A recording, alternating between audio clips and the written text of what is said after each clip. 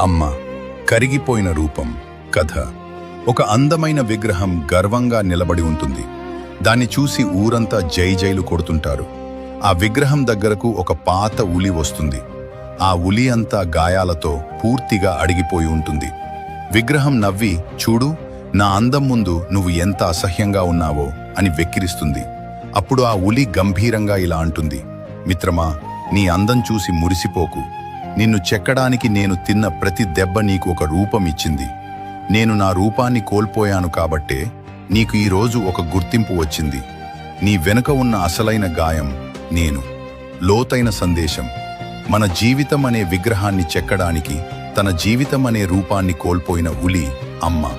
లోకం నీ గెలుపుకు దండలు వేస్తుంది, కానీ ఆ గెలుపు వెనుక అమ్మ తన ఆశలను, ఆరోగ్యాన్ని ఎన్ని దెబ్బలు తిని త్యాగం చేసిందో ఎవరికీ కనిపించదు. నీ రూపం ఆమె